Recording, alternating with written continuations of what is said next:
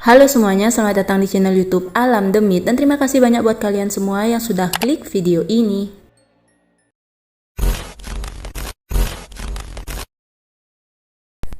Nah, jadi hari ini aku mau bahas tentang sebuah kasus kematian dari seorang penyelam profesional bernama Yuri Lipski. Kematian Yuri dianggap sebagai kematian penyelam paling tragis di dunia, Wak. Pasalnya, kesenangannya menyelami lautan justru membuatnya harus membayar mahal dengan nyawanya sendiri. Dan lebih tragisnya lagi, Wak, detik-detik kematian dari seorang Yuri Lipski ketika menyelami blue hole atau lubang bawah laut terekam dengan sangat jelas di kamera yang terpasang pada helm selamnya, Wak. Di mana dalam rekaman itu terlihat sangat jelas detik demi detik perjuangan dari seorang Yuri Lipski untuk dapat bertahan hidup di dasar laut terdalam nomor 3 di dunia, Wak. Nah, seperti apa kisahnya? Buat kalian yang penasaran, jangan kemana-mana, pasang mata, pasang telinga. Kisah kelam nyata kali ini kita mulai.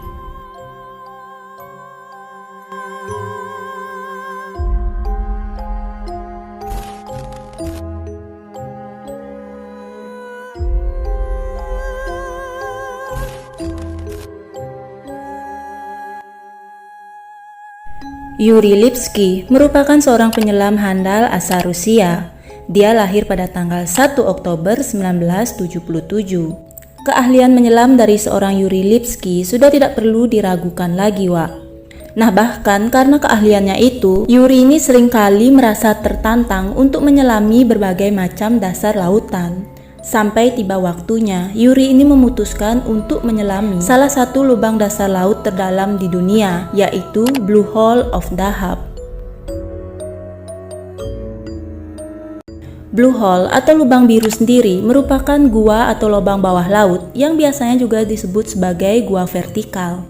Blue Hole sendiri memiliki lebar 80 meter dan kedalamannya bisa lebih dari 100 meter. Sebenarnya ada sekitar 5 blue hole terdalam di dunia ini, Wak, yaitu The Great Blue Hole of Belize, Din Blue Hole, Blue Hole of Dahab, The Blue Hole of Gozo, dan Wetlings Blue Hole. Nah, dan yang diselami oleh Yuri adalah Blue Hole of Dahab yang merupakan blue hole terdalam nomor 3 di dunia dengan kedalaman sekitar 130 meter, Wak.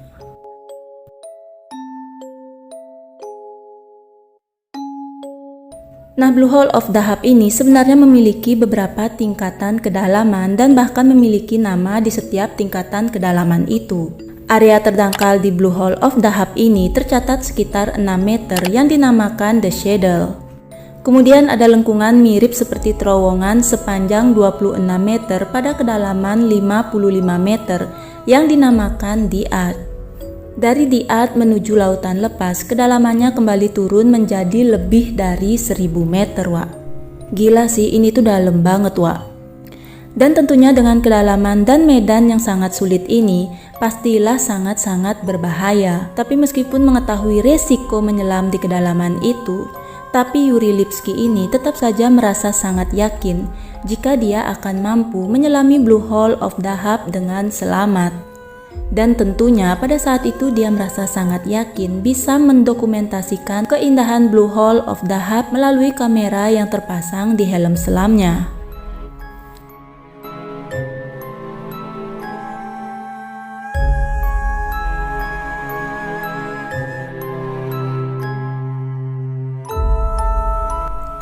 Pada hari itu, tepat di tanggal 28 April tahun 2000, ketika usianya baru 22 tahun, Yuri Lipski memutuskan untuk benar-benar menyelami Blue Hole di Dahab.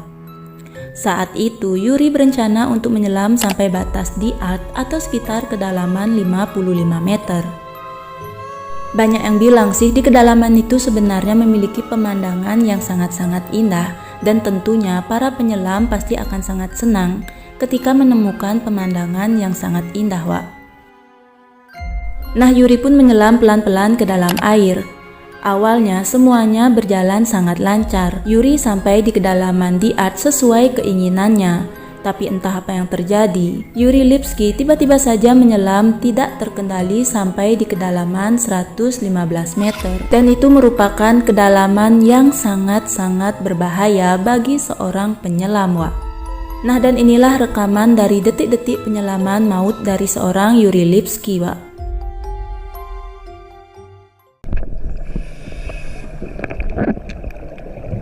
Nah, ini adalah awal Yuri Lipski mulai turun ke dalam air.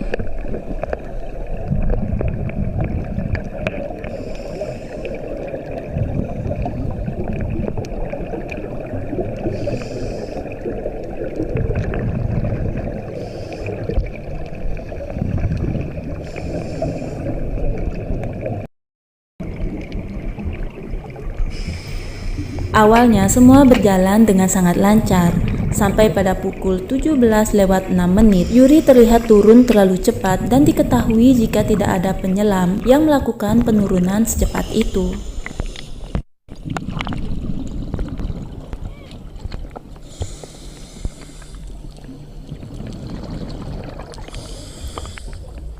Kemudian pada pukul 17:06:12, terdengar seperti suara help atau suara seperti orang meminta tolong.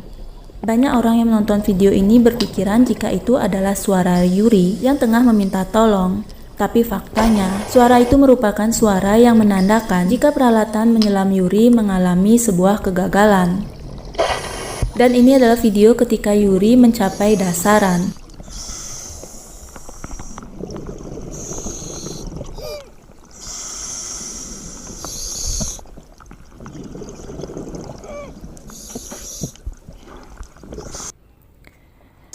Pukul 17:07:46, terdengar seperti suara Yuri menelan ludahnya.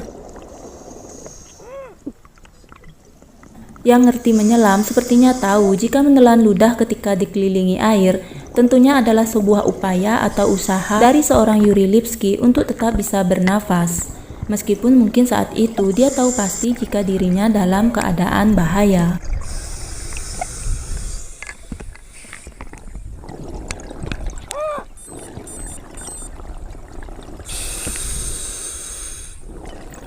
Beberapa kali Yuri berusaha bernafas meskipun nafasnya terdengar sangat-sangat berat, Wak.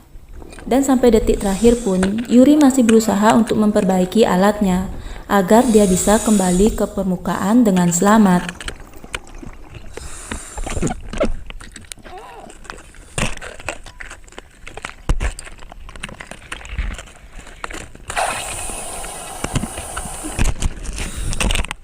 Tapi sayangnya, sampai di rekaman terakhir itu pun, sepertinya Yuri tidak berhasil memperbaiki alatnya. Bahkan detik-detik terakhir dari rekaman itu dipercayai sebagai detik-detik terakhir dari kehidupan seorang Yuri Lipski.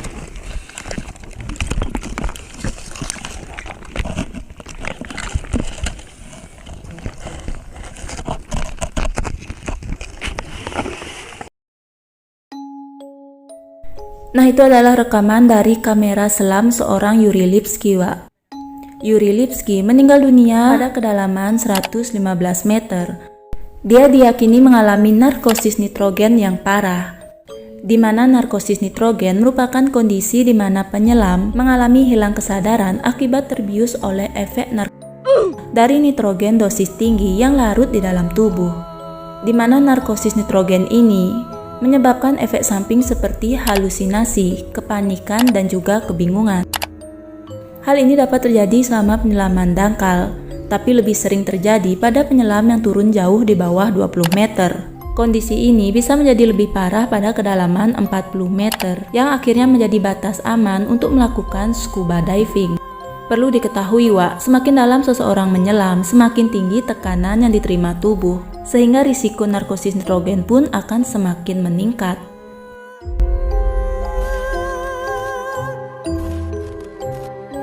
Nah, jenazah Yuri beserta alat selam dan juga kameranya ditemukan keesokan harinya di tanggal 29 April. Mayatnya ditemukan oleh Tariq Umar yang merupakan seorang penyelam asal Mesir.